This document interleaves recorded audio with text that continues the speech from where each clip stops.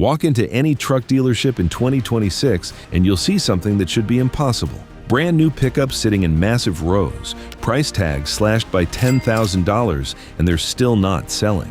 Thousands of trucks ready for sale, just sitting unused in lots. I've been tracking dealer inventory data for 15 years, and what I'm seeing right now is unbelievable. These trucks have real problems that even desperate pricing can't fix. Today, I'm breaking down the 9 pickups dealers can't move and exactly why smart buyers are walking away despite the huge discounts. Let me show you the first truck that dealers are practically giving away, and even then, buyers are walking away. Nissan Titan, the 10-truck disaster. Only 10 trucks sold in the first quarter of 2026. 10 trucks in 3 months across all of America. This isn't just slow sales, this is a complete market collapse. Dealers have parking lots full of Titans they cannot move at any price. Some dealers are offering $12,000 off the sticker price, and buyers still say no. Here's why nobody wants it. The Titan uses an aging 5.6-liter V8 that drinks gas like a thirsty horse. You'll get maybe 15 miles per gallon on a good day. The transmission feels rough and jerky, especially when towing, and the interior feels cheap compared to Ford, Chevy, and Ram. But here's what's actually good about the Titan. That same V8 engine is simple and reliable.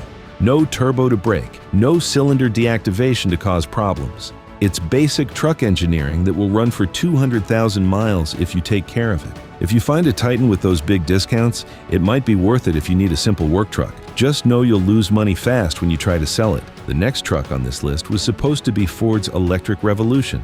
Instead, it became their biggest headache. Ford F-150 Lightning, the electric disappointment. 2,060 trucks sold in 2026. That's down 71.3% from last year.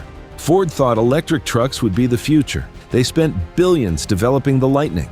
Dealers ordered hundreds thinking customers would line up to buy them. Instead, dealer lots are packed with unsold Lightnings gathering dust. Ford is now offering up to $7,500 in manufacturer rebates, plus dealers are adding their own discounts on top. Some Lightning trucks are selling for $15,000 below original price. Why isn't it selling? Range drops to almost nothing when you're towing. Charging takes forever, and many truck buyers just aren't ready for electric yet. Plus, the price is still too high for most working people. What's good about the Lightning? It's actually a solid truck when you're not towing. The electric motors give you instant power. It's whisper quiet, and you can use it to power your house during outages. Wait another year or two.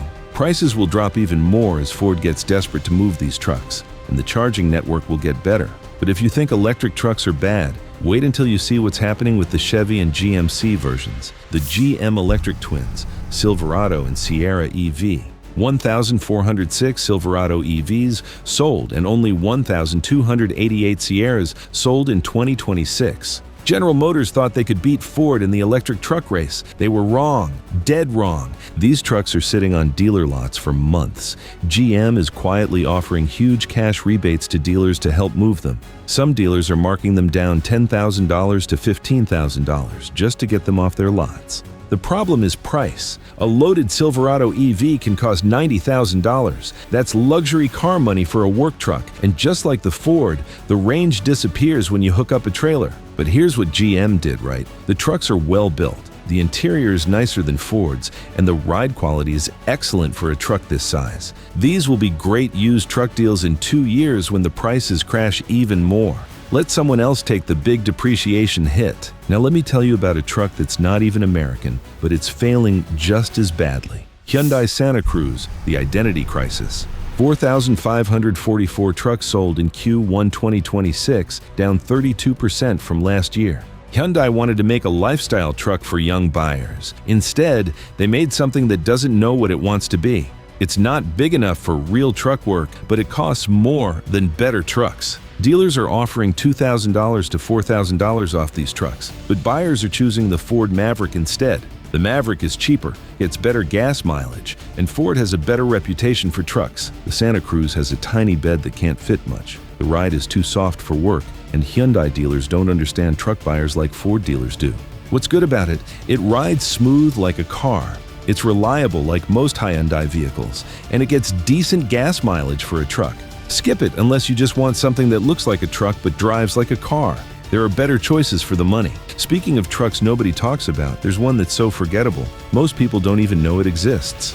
Honda Ridgeline, the invisible truck. 10,980 trucks sold in Q1 2026. The Ridgeline isn't hated. That's actually worse. Most truck buyers simply forgot it exists. Honda makes reliable cars and SUVs, but their truck just blends into the background. Dealers have them on the lot, but nobody stops to look at them. There's no excitement, no desire. Honda offers small rebates, but nothing dramatic. They don't need to panic because they don't sell that many anyway. The truck is actually quite good. It's reliable, like every Honda. It rides smooth. The interior is comfortable, and it will run forever with basic maintenance. If you want a reliable truck and don't care about image, the Ridgeline is actually a smart choice. Don't expect it to hold its value like a Ford or Chevy. But there's one truck that creates passionate arguments among owners, and dealers can't give them away fast enough. Jeep Gladiator, the off-road money pit.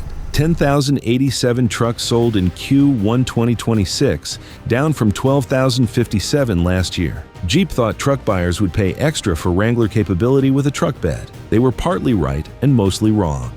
Yes, the Gladiator can go places other trucks can't. You can take the doors off and fold the windshield down. It's the ultimate off-road toy. But on the highway, it's a nightmare. The truck wanders all over the road because of the solid front axle. You fight the steering wheel constantly.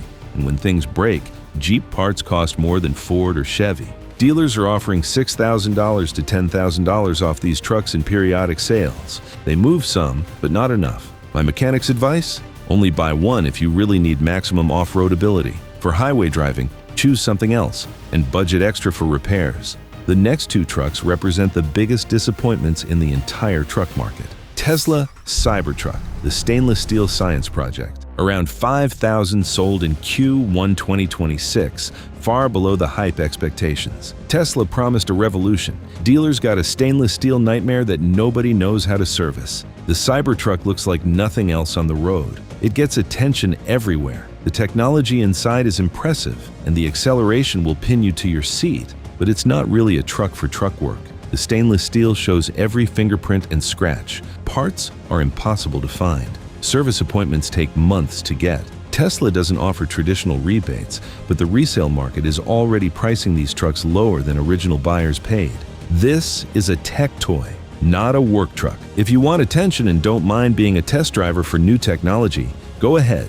Just know you're paying to be part of Tesla's experiment. But even Tesla's struggles pale compared to what happened to this next truck. Rivian R1T, the $35,000 fender bender. Around 2,000 sold in Q1 2026. Rivian built an incredible electric truck with amazing technology. The air suspension is magical. The 4 electric motors provide unbelievable power. The gear tunnel is genius for storage. But they made one catastrophic design mistake. The entire rear section is stamped from one piece of metal. A small dent that would cost $800 to fix on a Ford F-150 will cost you $35,000 on a Rivian, because they have to cut the roof apart. Insurance companies are totaling these trucks over minor accidents. Insurance rates are through the roof, and resale values are crashing. Some dealers are offering significant discounts just to get them off the lots, but buyers are scared of the repair costs. Don't touch one unless you're rich enough to write off $35,000 if someone bumps into you in a parking lot. Now let me tell you about the truck that represents the biggest betrayal in automotive history. The Toyota fall, when reliability died. Even Toyota, the king of reliability, couldn't escape this disaster, but their problem is different and somehow worse than all the others. Toyota spent decades building the most reliable trucks in the world. The previous Tundra, with the 5.7-liter V8, would run 300,000 miles without braking. Then, they threw it all away.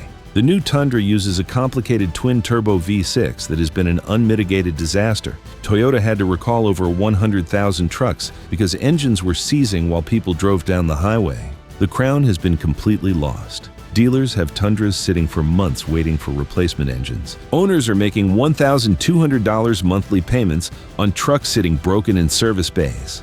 Buy a used previous generation Tundra with the 5.7-liter V8. Avoid the new ones until Toyota figures out how to build reliable engines again. So what should you do if you actually need a reliable truck? The smart money choice: skip the half-ton truck market entirely. Buy a heavy-duty 3/4-ton truck with a gas V8. Look at a Ford F-250 with the 6.8-liter gas engine or a Chevy 2500 with the 6.6-liter gas engine. Why? Because the EPA doesn't regulate heavy-duty trucks the same way. They don't have turbochargers that fail. They don't have cylinder deactivation that destroys lifters. And they don't have start-stop systems. They are simple, heavy V8 engines bolted to massive transmissions designed for real work. They will outlast you. But what if you need something smaller? Buy a 2007 to 2021 Toyota Tundra with the 5.7-liter V8. Yes, the interior feels dated. Yes, it drinks gas like a cargo ship. But that engine is virtually indestructible. You can put 300,000 miles on it, and the only things you'll replace are brake pads and oil. Let someone else deal with the complicated new trucks that break constantly.